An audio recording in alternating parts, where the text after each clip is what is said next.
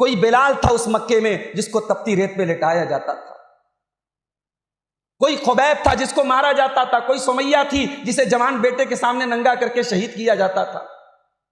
اس ماحول میں اپنے ایمان، اپنے دین کو بچانا مشکل ہو گیا تھا۔ تو صحابہ کرام کا وہ طبقہ جس نے اللہ کے دین کے لیے سب قربان کر کے مکہ سے مدینہ ہجرت کی تھی، ان کو مہاجرین کہا جاتا ہے۔ اور ان مہاجرین کے لیے اپنا سب کچھ قربان کر دینے والے مدینہ کے وہ صحابہ جنہوں نے اپنا دل، اپنی جان، اپنا سب کچھ اپنے مہاجر بھائیوں کے لیے قربان کر دیا تھا، ان کو انصار کہا جاتا ہے۔ اب اللہ نے ان دونوں طبقوں کا ذکر کیا، والسابقون الاولون من المہاجرین والانصار، میرے نبی کے وہ صحابہ جن کا تعلق مہاجرین سے تھا اور وہ صحابہ جن کا تعلق انصار سے تھا، والذین اتبعوہم بإحسان، جو پہلے ایمان لائے اور جو بعد میں ان کے نقش قدم پر چلتے ہوئے ایمان لائے۔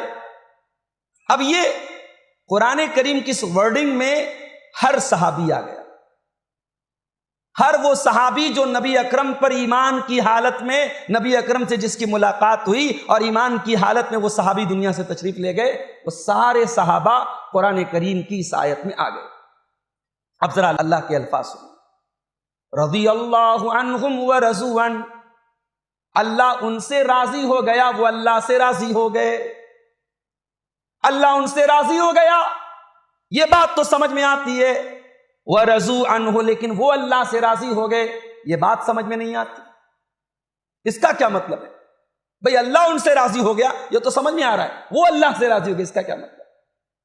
اس کا مطلب یہ ہے کہ صحابہ کرام نے جب اللہ کی توحید کو قبول کیا، جب اسلام کو قبول کیا، جب ایمان کا راستہ انہوں نے قبول کر لیا، فاقے آئے، مصیبتیں آئی، تکلیفیں آئیں، راستے میں کانٹے بچھا دیے گئے، سینے پر گرم پتھر رکھے گئے، وطن چھوڑنا پڑا، زمین و جائیداد کو چھوڑنا پڑا، بیوی بچوں کو قربان کرنا پڑا، ہر حال میں وہ دین کے اوپر قائم رہے، ان کے پاؤں میں کبھی لغزش نہ آئی، ان کی استقامت میں کبھی کوئی کمی نہ آئی۔ جب انہوں نے اللہ کو اپنا رب مان لیا، انہوں نے اسلام کو اپنا دین مان لیا، تو کبھی اس سے پلٹے نہیں، کبھی اس سے ہٹے نہیں، وَرَضُوا عَنْهُ، وہ اللہ سے راضی ہو گئے، اللہ ان سے راضی، وہ اللہ سے راضی۔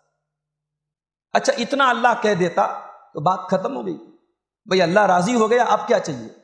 سب سے بڑی چیز تو اللہ کی رضا ہے، اللہ راضی ہو گیا تو اللہ تو بدلے میں جنت دے گا ہی دے گا، مگر اللہ تعالیٰ نے منافقین کے لیے اور صحابہ کے دشمنوں کے لیے کوئی کونا چھوڑا نہیں۔ اللہ نے مزید وضاحت کر دی، وَأَعَدَّ لَهُمْ جَنَّاتٍ تَجْرِي تَحْتَهَا الْأَنْهَارُ خَالِدِينَ فِيهَا أَبَدًا، اللہ فرماتا ہے کہ میں نے اپنے نبی کے صحابہ کے لیے جنت کو تیار کر کے رکھا ہے اور وہ ہمیشہ ہمیش جنت میں رہیں گے۔ ذَلِكَ الْفَوْزُ الْعَظِيمُ، یہ سب سے بڑی کامیابی ہے، بہت بڑی کامیابی ہے جو میرے نبی کے صحابہ کو حاصل ہو چکی ہے۔ یہ ہے قرآن کا فتویٰ۔ عالم کیا کہتا ہے، اسکالر کیا کہتا ہے، مفتی کیا کہتا ہے، یہ سیکنڈری چیز ہے، قرآن کا فتویٰ ہے، یہ قرآن کی آیت۔ اور آگے بڑھیے، بعض لوگ صحابہ کرام کے بیچ میں تفریق کرتے ہیں کہ بھائی وہ صحابہ جو فتح مکہ کے بعد ایمان لائے ان کو ڈی گریڈ کرنے کی کوشش کرتے ہیں۔ یقیناً فتح مکہ کے بعد جو ایمان لائے ان کا درجہ ابو بکر و عمر کے برابر تو نہیں ہو سکتا، لیکن کیا بعد میں آنے والے بے ایمان ہو گئے، منافق ہو گئے، نعوذ باللہ؟ ان کے بارے میں ہم یہ عقیدہ رکھیں کہ وہ کرسی کے لالچی ہو گئے، اقتدار کے لالچی ہو گئے؟ نہیں۔ اب آئیے قرآن کا دوسرا فتویٰ سنیں، سورہ حدید کی آیت نمبر 10 ہے، لا يستوی منکم من انفق من قبل الفتح وقاتل اولئک اعظم درجة من الذین انفقوا من بعد وقاتلوا وکلا وعد اللہ الحسنى۔ اللہ کہہ رہا ہے کہ فتح مکہ کے بعد جو ایمان لائے ان کا درجہ ان کے برابر تو نہیں ہے جو پہلے ایمان لائے، پہلے والوں کا درجہ زیادہ ہے۔ وَكُلًّا وَعَدَ اللَّهُ الْحُسْنَى، ہر ایک سے اللہ نے جنت کا وعدہ کر کے، ہر صحابی جنتی ہے، یہ قرآن کا فتویٰ۔ اب ایک طبقہ آتا ہے اور وہ ہمیں پٹی پڑھاتا ہے کہ صحابہ کرام تو اہل بیت کے دشمن تھے، ابو بکر صدیق نبی کے انتقال کے بعد خلافت کے لالچی تھے، کرسی کے لالچی تھے۔ کس ابو بکر کی بات کرتے ہو بھائی؟ ان کے اوپر لالچ کا الزام لگاتے ہو، یہ ابو بکر تو وہ ابو بکر ہیں کہ میرے نبی اپنے آخری خطبے میں اپنی وفات کے چند روز پہلے خطبہ دے رہے ہیں، اور میرے نبی جب خطبہ دے رہے ہیں صحابہ کرام کا مجمع بیٹھا ہے، اللہ کے نبی اپنے خطبے میں کہتے ہیں کہ اللہ تعالیٰ اپنے ایک بندے کو اختیار دے رہا ہے، آپشن دے رہا ہے کہ اے میرے بندے تو میرے پاس چلا آ، یا کچھ دنیا میں اور رہ لے، میں تجھے دنیا کی نعمتیں دوں گا، دنیا کی رونق دوں گا۔ اللہ کا وہ بندہ اپنے رب کے پاس جانے کو قبول کر لیتا ہے، اپنے رب کے پاس جانا چاہتا۔ ابھی نبی نے اتنا کہا تھا، ابو بکر صدیق سارو قطار رونے لگے اور کہنے لگے فدیناک بآبائنا وامہاتنا، اے اللہ کے نبی ہمارے ماں باپ آپ پر قربان۔ صحابہ کہتے ہیں ہمیں بڑی حیرت ہوئی کہ اللہ کے پیارے نبی تو ایک عام بات کر رہے ہیں، کامن بات کر رہے ہیں، اس میں رونے کی کیا بات ہے؟ لیکن صحابہ کہتے ہیں ہمیں بعد میں پتہ چلا کہ اللہ کے پیارے نبی صلی اللہ علیہ وسلم اپنی بات کر رہے تھے، اور نبی کی مراد کو، نبی کے مفہوم کو، نبی کی کہی گئی باتوں کو سب سے پہلے اگر کسی نے سمجھا تو ابو بکر صدیق۔ یہ ابو بکر وہ ہیں میرے بھائی۔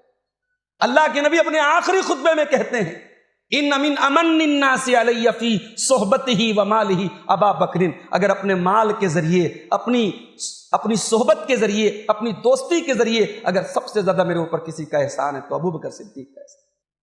یہ ابو بکر صدیق وہ ابو بکر ہیں کہ غزوہ تبوک کے موقع پر عمر فاروق نے کہا تھا کہ آج مجھے موقع ملا ہے، میں ابو بکر سے آگے بڑھ کے دکھاؤں گا، اور اپنے گھر کا آدھا مال لے کے آئے تھے، اور نبی نے پوچھا تھا کہ اے عمر گھر والوں کے لیے کیا چھوڑا ہے؟ تو حضرت عمر نے کہا تھا آدھا لے کے آیا ہوں، آدھا چھوڑ کے آیا۔ حضرت عمر تو دل ہی دل میں خوش ہو رہے ہیں کہ آج ابو بکر تو میرا مقابلہ نہیں کر سکتے، اور جب ابو بکر صدیق آتے ہیں اور وہ مال لا کر کے رکھتے ہیں، اور اللہ کے پیارے نبی ان سے پوچھتے ہیں ماں ابقیت لأہلک، اے ابو بکر گھر والوں کے لیے کیا چھوڑ کے آئے ہو؟ تو ابو بکر صدیق کہتے ہیں ابقیت لہم اللہ ورسولہ، اے اللہ کے نبی میں نے اللہ اور اس کے رسول کو چھوڑا ہے، میں نے گھر میں کچھ نہیں چھوڑا ہے، سب لے کے آیا۔ اس ابو بکر پر یہ الزام لگاتے اس نے خلافت کی لالچ تھی، ان کے اندر کرسی کی لالچ تھی، انہوں نے فدق کی زمین کے ٹکڑے کے لیے نبی کی بیٹی کو تکلیف پہنچائی۔ بھئی شیعہ حضرات یہ بیان کرتے ہیں۔ عمر فاروق پر یہ الزام لگاتے ہیں کہ وہ حضرت فاطمہ کے گھر گئے، ان کے دروازے کو آگ لگا دی۔ حضرت عثمان غنی پر الزام لگاتے ہیں کہ انہوں نے شراب پی کر کے نماز پڑھائی۔ حضرت عائشہ پر تو نعوذ باللہ یہاں تک الزام لگاتے ہیں میری زبان قاصر ہے ان الفاظ کو بیان کرنے سے، حضرت عائشہ پر زنا تک کی تہمت لگاتے ہیں، کمبخت کی بدبخت۔ تو ہم اس نیریٹو کو تو نہیں مان سکتے۔ اس نیریٹو کو اگر مان لیا جائے جو روافظ کا نیریٹو ہے، جو ان کا بیانیہ ہے، جو ان کا عقیدہ ہے، تو یہ صرف صحابہ پر اس کا الزام نہیں آتا، اس کا الزام نبی پر آتا ہے میرے بھائی۔ دنیا کا ہر ٹیچر اپنے شاگردوں، اپنے اسٹوڈنٹ سے پہچانا جاتا ہے۔ اللہ کے پیارے نبی کے صحابہ اگر نبی کے انتقال کرتے ہی مرتد ہو گئے، کافر ہو گئے، نعوذ باللہ، تو یہ نبی کے مشن کی ناکامی نہیں ہے میرے بھائی۔ جن لوگوں کے پیچھے اللہ کے نبی نے 23 سال محنت کی، جن کو تیار کرنے میں اللہ کے نبی نے اپنی زندگی کے قیمتی اوقات کو لگایا، اگر وہ صحابہ نعوذ باللہ دنیا کے لالچی تھے، اور نعوذ باللہ وہ اہل بیت کے دشمن تھے، اور نبی کے دشمن تھے، اور نبی کے گھر والوں کے دشمن تھے، تو پھر بچا کیا میرا؟ اس لیے امام ابو زرع الرازی کہا کرتے تھے کہ جو صحابہ کو برا بھلا کہتا ہے وہ در حقیقت اللہ کے رسول کے اور ہمارے بیچ کے میڈیم کو برا بھلا کہتا ہے۔ ہمارے بیچ میں اور رسول کے بیچ میں میڈیم کون ہے؟ صحابہ ہیں۔ ہمیں قرآن کس سے ملا؟ صحابہ سے ملا۔ ہمیں حدیثیں کس سے ملی؟ صحابہ سے ملی۔ تو یہ میڈیم، اگر اس میڈیم کو کوئی کہتا ہے کہ یہ غلط تھے، تو گویا قرآن پر بھی بھروسہ اٹھ گیا، حدیث پر بھی بھروسہ اٹھ گیا۔ تو امام ابو زرع الرازی کہتے ہیں کہ صحابہ کو برا بھلا کہنے کے بجائے جو ہمارے گواہوں اور ہمارے میڈیم کو برا بھلا کہنا چاہتا ہے، اس کو مجروح قرار دینا چاہتا ہے، ہم اسی کو مجروح قرار دیں۔ تو صحابہ وہ لوگ ہیں۔ صحابہ کے بارے میں ہمارا عقیدہ بڑا کلیئر ہے۔ امام طحاوی کی کتاب ہے العقیدۃ الطحاویہ، بڑی پتلی سی کتاب ہے، انٹرنیٹ پر PDF پہ مل جائے گی، جا کے پڑھ لیجئے گا۔ عقیدے کی بڑی موٹی موٹی باتیں مل جائیں گی۔ کبھی موقع ملا کسی مسجد میں انشاءاللہ تو ایک مختصر سا درس بھی اس پر رکھا جا سکتا ہے۔ عقیدہ طحاویہ بڑی مشہور کتاب ہے عقیدے، ہندوستان کے تقریباً تمام اہل حدیث اداروں میں پڑھائی جاتی ہے۔ ہمارے مادر علمی جامعہ سلفیہ بنارس میں بھی ہم نے اس کو پڑھا ہے۔ وہ کتاب تو مختصر سی ہے، اس کی شرح علماء نے کافی تفصیل سے لکھی۔ تو امام طحاوی رحمۃ اللہ علیہ صحابہ کے بارے میں ہمارا عقیدہ 2 لائن میں بیان کرتے ہیں۔ یہ 2 لائن اپنے بچوں کو پڑھا دو، اپنے بچوں کو سکھا دو، اپنی اولاد کو سکھا دو۔ اور صحابہ کہا کرتے تھے کہ جس طریقے سے ہم قرآن سیکھتے تھے، ابو بکر و عمر کی محبت بھی سیکھتے تھے ہماری نئی نسل اگر اہل بیت کی محبت کے نام پر ابو بکر و عمر کو گالی دے، عثمان غنی کو گالی دے، حضرت عائشہ کو گالی دے، حضرت معاویہ کو گالی دے، اس کا مطلب کہ ہم نے ان کی تربیت کا حق ادا نہیں کیا۔ اپنے بچوں کو جس طریقے سے قرآن سکھاتے ہو، صحابہ کی محبت بھی سکھاتے۔ امام طحاوی کہتے ہیں وَنُحِبُّ أَصْحَابَ رَسُولِ اللَّهِ صلی اللہ علیہ وسلم، ہم صحابہ کرام سے محبت کرتے ہیں۔ سیدھی سی بات۔ کوئی طبقہ کہتا ہے صاحب ہم اہل بیت کے چاہنے والے ہیں، اور اہل بیت کے چاہنے کے نام پر اور اہل بیت کی محبت کے نام پر وہ صحابہ کو ڈیگریڈ کرے، یہ ہم سے نہیں ہو سکتا۔ بعض بڑے بڑے علماء کو میں نے دیکھا کہ وہ اہل بیت کی جب فضیلت بیان کرتے ہیں تو صحابہ کو ڈیگریڈ کرتے ہیں، کہتے ہیں بھائی اہل بیت تو گھر والے ہیں اور صحابہ تو نوکر ہیں۔ کیا کر رہے ہو بھائی؟ کیا کبھی حضرت علی نے حضرت ابو بکر کے سامنے اس طریقے سے اپنی فضیلت بیان کی کہ میں گھر کا ہوں اور آپ نوکر ہیں ہمارے؟ یہ صحابہ کرام کے بیچ میں اور اہل بیت کے بیچ میں یہ دشمنی کا رشتہ بنانے والے تم ہوتے کو، تمہاری اوقات کیا ہے؟ صحابہ نے تو کبھی ایسا نہیں سمجھا، اہل بیت نے تو کبھی نہیں ایسا سمجھا۔ صحابہ کرام اور اہل بیت کے درمیان بڑے حسین تعلقات۔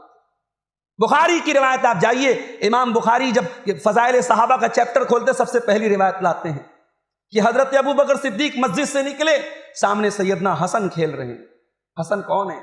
علی کے صاحبزادے ہیں، فاطمہ زہرا کے لال ہیں، نبی کے نواسے ہیں، نبی کے اہل بیت میں سے۔ یہاں پر مختصر میں یہ بھی سمجھ لیجئے کہ اہل بیت کس کو کہتے ہیں؟ اہل بیت کا سیدھا سیدھا مطلب ہوتا ہے گھر والے۔ نبی کے اہل بیت کون ہیں؟ قرآن کریم کی سورہ احزاب کی 33 نمبر کی آیت سے معلوم ہوتا ہے کہ اہل بیت میں سب سے پہلے نبی کی بیویاں شامل، ازواج مطہرات۔ اور یہ کامن سینس بھی کہتا ہے بھئی آپ دنیا میں جب کسی کو فیملی کے ساتھ دعوت دیتے ہیں، کسی کو فیملی کے ساتھ بلاتے ہیں تو اس کی فیملی سے مراد کون ہوتا ہے؟ اس کے گھر والے مراد ہوتے ہیں، اس کی بیوی بچے مراد ہوتے ہیں۔ تو نبی کے اہل بیت سے مراد نبی کی بیویاں ہیں، قرآن سے ثابت ہے۔ جا کے دیکھ لیجئے قرآن کا 22واں پارہ بالکل اسٹارٹنگ میں آیت ہے، سورہ احزاب کی آیت نمبر 33۔ اور اہل بیت میں اللہ کے پیارے نبی صلی اللہ علیہ وسلم نے آنرری طور پر اعزازاً تقریباً سمانت کرنے کے لیے آپ نے 4 لوگوں کو مزید اس میں ایڈ کیا، سیدنا علی، سیدہ فاطمہ اور سیدنا حسن و حسین رضی اللہ تعالیٰ عنہ۔ یہ حدیث قصہ کہلاتی ہے، حضرت عائشہ راوی ہے اس حدیث کی، صحیح مسلم کے اندر موجود ہے۔ اللہ کے پیارے نبی کالے رنگ کی ایک چادر اوڑھ کے صبح صبح آئے اور اس چادر میں آپ نے حضرت حسن کو، حسین کو، علی کو، فاطمہ کو سب کو شامل کیا اور آپ نے کہا اولائی اہل بیتی، یہ میرے اہل بیت۔ تو نبی کے اہل بیت میں یہ 4 لوگ بھی شامل ہیں۔ اور پھر اہل بیت کا ایک تیسرا مفہوم ہے جو اور عام مفہوم ہے کہ اللہ کے نبی کے خاندان کے وہ تمام لوگ جن پر صدقہ حرام ہے۔ کون لوگ ہیں یہ؟ آل علی، آل عقیل، آل جعفر، آل عباس۔ حضرت علی کی اولاد میں جتنے مسلمان قیامت تک ہوں گے وہ سب اہل بیت میں شامل ہیں جو مسلمان ہوں گے۔ حضرت عباس کی اولاد میں جتنے مسلمان ہوں گے قیامت تک وہ سب اہل بیت میں شامل ہیں۔ حضرت جعفر بن ابی طالب، حضرت علی کے جو بھائی تھے جعفر، ان کی اولاد میں جتنے مسلمان ہوں گے قیامت تک وہ سب اہل بیت میں شامل ہیں۔ یہ اہل بیت کا یہ مفہوم کس نے بیان کیا؟ یہ حضرت زید بن ارقم نے بیان کیا، اور صحیح مسلم کے اندر روایت موجود ہے، انہوں نے کہا کہ بھئی اہل بیت سے یہ لوگ مراد ہیں، اہل بیت کو ہم مانتے ہیں۔ اور ہم سے قیامت کے دن پوچھا جائے اگر کہ تم ابو بکر و عمر کو مانتے تھے کہ نہیں مانتے تھے، تو ہمارے پاس تو جواب ہے کہ ہم مانتے تھے۔ کیوں مانتے تھے؟ کیونکہ نبی سے محبت کرنے والے تھے۔ جب ہم نبی سے محبت کرتے ہیں تو نبی کے چہتوں سے محبت کرتے ہیں۔ ہمارے تو دونوں ہاتھ میں لڈو ہے، ہم محبت صحابہ کے نام پہ نعوذ باللہ اہل بیت کو برا بھلا بھی نہیں کہتے، اور اہل بیت کی محبت کے نام پہ ہم صحابہ کو برا بھلا نہیں، ہمارے تو دونوں ہاتھ میں لڈو۔